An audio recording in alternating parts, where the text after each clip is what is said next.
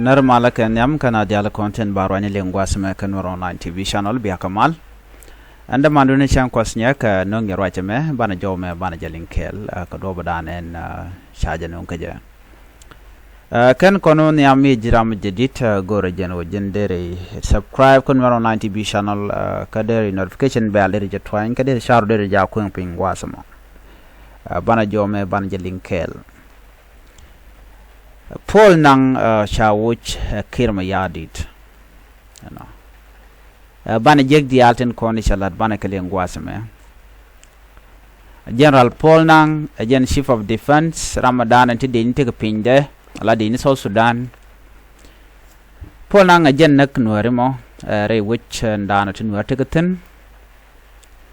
jen chaja kam nak Nueri ɛkiir mayardit ke tuk pyro ron kina dangro widi jan dangro widi thiec me chi ro lat ka gwase dan me be kor me be kulo tuok chikon di ala ngajan o chikir me yadi chaja jok Nuer no jin no unify force re we kan nasser kan kor kan network tell me sure na lat changa kel that time do no chikir me yadi chelok in a state chwe jangne dinya ajena kula taka jawe dan Asia ling minister of petroleum potkang chu potkang me shaje tich chala no chikir me yadi changot chakatol te ngot ti cha lat pinya ne tingai kondiala kan ngot tone ka ngot te konte chala do ba gor Ray Malcolm Tany Dr. Riek ken ɛkiir koron kina dangre wal badak chalad no tele bon me bidde be move ke be nang ka peg me kanlat na mo chabeto cham chit kana mo chaje lade ne dish ke liu be deal te ka kibnate ka ngach okay badil jal ka do badana chalat no gwade dane chamat pin ɛkiir kene Dr. Machar no me kwade kwajana wida dien ke wo kene kwar na bukume SPLA yo bi yekte ka ngaitin ala kuma Dr. Machar but chikire bin logo na mo jaja benik now chegu jeno be force de be janang ka bomde che jawdan na chala do ba mal ba gor ke je chaja bu gor shit kan nika tuk to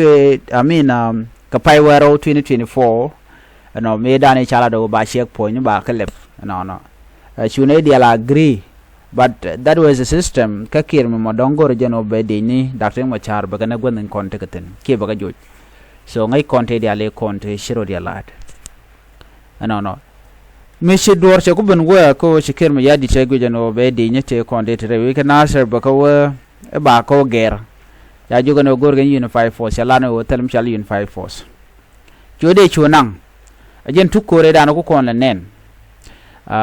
shoyo nang ka panal nang aje win ko kien ko ngeje no panal jen gwadana dong to bom aspila yo te tin ka jen gwadan to bom no te tin ko kan wara wan te ka part of panal te ka jongle no te ka unity state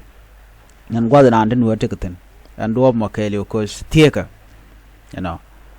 chu gorno be kormo be jetu kadwala ko che gorno ba ko inquire ba jalat so that was one of the reason no me chu kor me che tuok chi kon diala nen shinat china blutin me chu kor me che tuok kadwo be dana chi kire look very simple thing modere chu laran je go aneka be dej ba jari alaka very simple thing che siat che gor but no kir chi jandana teten ki te ko be kume SPLA yo be je wojidi ki bet kor be je to ko jan che dier kane katin konti liu de nika de ndi cha pay bo cha mo ke yo stela salar me je kana no jan mishir na mo kore dana chi tok shuri shal kame general major dak chu liutin ka dobe dane shi korche to ga kor me cha wona ga jere nyal gwade shi ne ko pone ke me yadi de ni ka SSPDF me shi ga me shu dwech loko no jen wuda me kare ne algui ken no baga ban pinga nasir so dong de ga lo nek chire me chiro da lat nyen tai da ne shi ga yu lu ga ja so na mo chwa gare kamodo rio je shi aspini ga ba shi ga ne wuda shal ka me general paul na raje je che ngenya long tele ngenya no wuda shal ka me general paul na jen te ka ted medit ka yen doctor yak machar ko kene te ko ne larga jeno doctor machar te ka ted ngum rai ka je ka wuda shal ka me majuro ne okay ka doctor machar te communication ke je jen borjo kan wo wuda mo ko cha ken re ko jen te ka nin dangwan re ngadeka re torbiel right kana wo gorte na ngwen wari kana pal kenin dangwan to kuna telet ke ko ne telecommunication ka na men me shi doctor machar ke chegoro borai ke je jen bor nuare pala je wuda mo mi cha ken to am nok bone je jen bor you know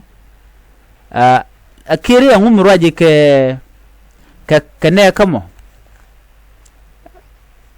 me mo beje long ka wa kan ne tek ngum raje ke ne kamo jinti ga tede jin jog de je boro to ko kor ka nasir but te dial cha ko lana ke nyam ɛkiir mi yadi logo mono jen be mal beben so jen robe dane chwa dakre ma cha chwa yen ke jen tit ko misal ke Paul nango misakulu wo jakir mi yadi de tama jen kana cholton balok ke bolmel wundang jog de tie ke point kir mi yadi kene den kon tinte ket ko ba dakre mo char ba je yen cho bolmel cho de ni Uganda cho yujur you know 1,000 of UPDF so Uganda People Defense Force so you know re which ka juba jen wo korten shure shal ka me General Paul nango ko la chief of defense minister Ramadan to de India pinde ya tok shu kare nyal shu jak chwano ri shu tok nak ko lang ka nasir wo ka lungo chuk ajan wod tin chu man tam nakan ware so chimishir kana mo cha chup ka international community tina ti ko no angam nang na ke kem kole anga mo wanga ti tiene ko cha tur ni cha kanen you know ajan do be dana shu ko ru tin ka ja anta murai kone ala pol nang chagu jeno me chalat you know bogo nuare ke helicopter naga nuare chagu jeno she ngot chakatol you know che civil civil society activist she loidien che jeg man chala da polang so ikana gorno bawuda me baje gorno baje goin katin jekri lat ko jo tin jekton ko ni chalat ka panal okay chala do ne ala joy de wa shi ga china baga ko me ngaike ano garame che duir shekalat che na chekanak so bay ni mi de je dil joch mi chaje duir ke che ko gwa ba ko kep ko ngotin kontin la ram mo shi mi jegalat ke je la ja yan ke de nang ka cc ba mi she wolong ani mo dong mi betem de dien balat ko evident ko ne kan kalan ngoda even bol mel bo kan dial ne de ti ke ne de dong liep ke ko me jegran li kan lat so jan jodana go dien ling general Paul nang jaram dan let kor ke jaram dan nang nuare barai now charge removed charge wi ko kume ba ko gorata dana dong ba je gwanre ke je ka tin jekte ko ne chalat naga nuare no ko te ke tetten kane de konte jaram me dana choka nasir de ye shanen me choka nasir jalla kana kwara ko ken dial no te tin manen nuare so these people kane de kon na kan nuare bane